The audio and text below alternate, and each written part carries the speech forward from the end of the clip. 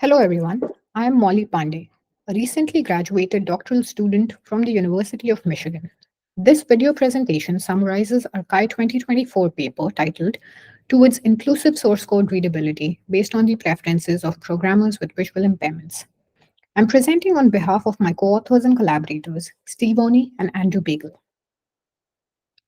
I want to start the presentation by talking about code readability, which happens to be a subjective and qualitative measurement of how easy it is to go through a piece of code. It is an important measure because code is read way more than it is written. Even folks who have never written a single line of code before have probably looked at some code and they have tried to read it. During collaboration, it is really important to contribute code that is readable. Software maintenance ends up being the most intensive part of any project lifecycle.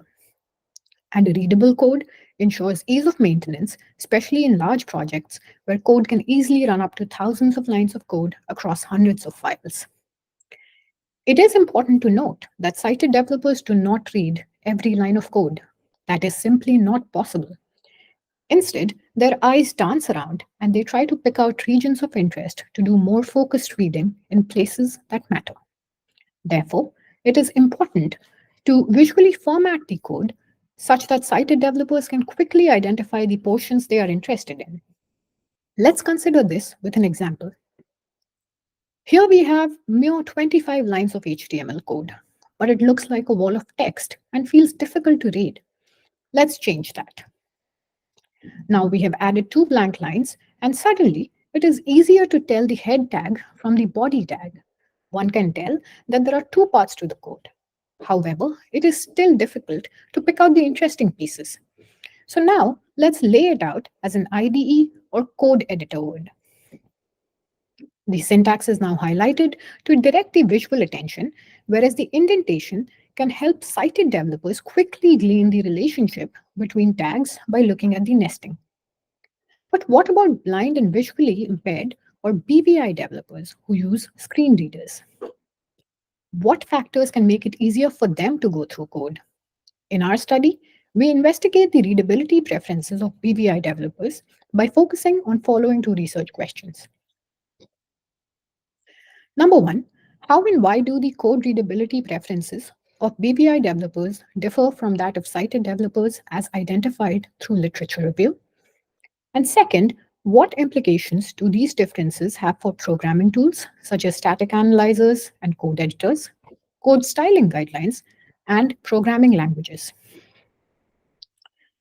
To answer our research questions, we conducted a remote exploratory study with 16 BVI developers, where we presented a markdown file with 15 code styling rules. Based on the study designed by Santa and Garosa, for each rule, we showed our participants 2 functionally equivalent code snippets in Python. However, the code snippets were styled differently.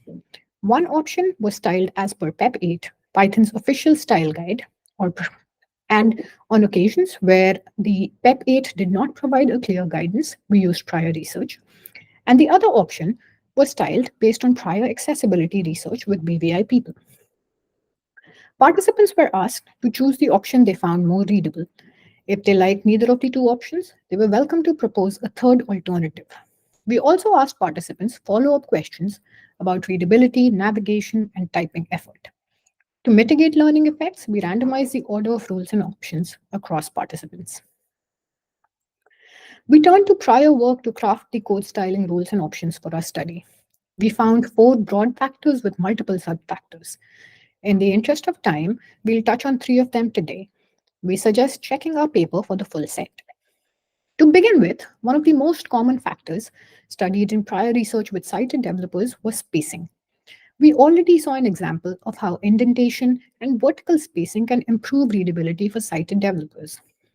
Another sub-factor is the use of white spaces around operators in mathematical expressions, equations, etc. Next, naming choices are known to have a big impact on readability. For instance, PEP 8 recommends using snake case for variable names, where words within a complex variable are separated using underscores. But another commonly used alternative is camel case, where the first letter of each word in the variable is capitalized. Variable length is another consideration. Developers are encouraged to write short but meaningful variable names. Some words like button are routinely shortened to BTN and are still visually recognized and read as button. But how does that affect pronunciation on screen readers? Well, typically the shortened form is announced as BTN, leading to increased verbosity for BVI developers. The third thing to consider is whether the variable name communicates the intent of use. The intent can either be encoded in the suffix of a compound variable or in its prefix. For example, the variable for a UI widget's color can either be foreground color menu or menu foreground color. Both communicate intent, but in a different order. To summarize these examples, we included the rules and options for word boundaries, length, and intent of use to understand how identifier naming choice affected readability. The third major factor pertaining to readability is line length. Prior research suggests that line length preferences vary between comments and executable code, which includes function signatures, function calls, import statements, and mathematical expressions. PEP 8 strongly encourages splitting executable code across several lines instead of keeping a really long line of code. This allows sighted developers to read without having to do horizontal scrolling. In our study, we considered whether BVI participants had preferences between breaking down arguments versus maintaining them on the same line. Again, please refer to our paper for a full list of rules and options we considered for line length. Let's now discuss the findings, starting with line length itself. Our study showed that BVI developers and sighted developers have a similar preference for splitting long lines. The reason is that by default, screen readers are designed to read out all the content on a line. When the screen reader focus reaches a particular line, it automatically starts reading all the text on that line unless it is manually interrupted by the BVI user. If the line is long, the user receives too much information in one go. To avoid the long stream of information, they have to navigate word by word, but that slows down their pace of reading. On the other hand, when arguments are split as per PEP8's recommendation, the screen reader announces smaller chunks, which provides both navigation autonomy as well as ensures ease of processing for the BVI developer. To quote one of our participants who remarked after reading a long function chain, if they're all in the same line, my mental process cannot process anything. So, like this one, if it is split into multiple lines, I just read a part of the content bit by bit. This line is not too long, so after reading it, after processing, I can just move to the next line. Our second major finding was about the impact of the programming environment on code readability. In the presentation, we will only discuss the impact of screen reader settings. Please refer to our paper to read about the effect of code editor and screen reader add-ons. Let's start by talking about screen reader punctuation settings. Screen readers typically offer 4 different settings: none, some, most, and all for punctuation announcements. When the setting is set to none, the screen reader announces none of the punctuation characters. On the other hand, when it is set to all, it announces all the punctuation characters, but that can feel very verbose. The other 2 settings, some and most, offer partial announcement of punctuation characters. Most of the participants, they either used some or most as their punctuation setting, which affected code readability in interesting ways and occasionally required them to read each character in a line to verify the presence of critical operators. Let's consider an example. When splitting a line of code, one can choose to either split it before the dot operator or after the dot operator. One of the participants pointed out that when the dot operator is placed at the end, it is not announced by the screen reader under the most or some setting. To quote the participant, if you put the dot at the end, it will not announce filter dot. It will announce filter because for JAWS, it's a full stop. A more granular punctuation setting, on the other hand, increased verbosity, and that had a big influence on participants' choice between snake case and camel case for writing up complex variables. Most participants preferred camel case over snake case for two reasons. First, in a more granular punctuation setting, the underscore character got announced as line, lengthening the variable name for screen reader announcements. For example, primary line address line apartment. This was the announcement for a complex variable name, primary address apartment. Second, in a less granular setting, the underscore did not get announced, and then participants had to go back and verify its presence by going through each character in the variable, lest they make typos during code writing. Consistent use of camel case addressed both these issues. Last, the choice of screen reader synthesizer could also lead to mispronunciation and sometimes even caused humorous errors. To quote a participant who started laughing after reading a code snippet. Well, sorry for my laugh there. So, on this line where you have a right bracket and a colon, screen reader is announcing it as a sad face. Those are the things I find funny. I'll be writing a document, and all of a sudden, there's sad face. The result of mispronunciation, or for that matter, lack of announcement, essentially broke the flow of reading for BBI developers. Our participants shared that they had to either do word by word navigation or character by character navigation.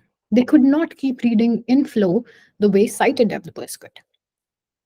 This finally brings us to the interaction between code navigation and readability.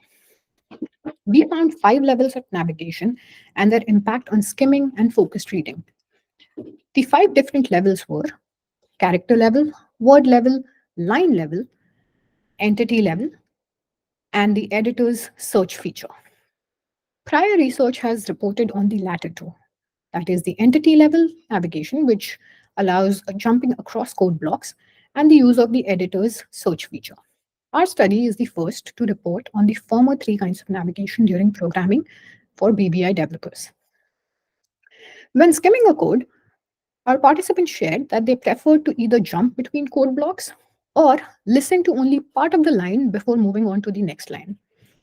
Whereas for focused reading, participants prefer to listen to the entire line and then go to the next line. As mentioned earlier, word or character level navigation was done to verify characters, and it tended to interrupt focused reading. Our findings suggest that the choice of variable names and code layout should be such that one can read the code by using higher levels of navigation, ideally the line level navigation.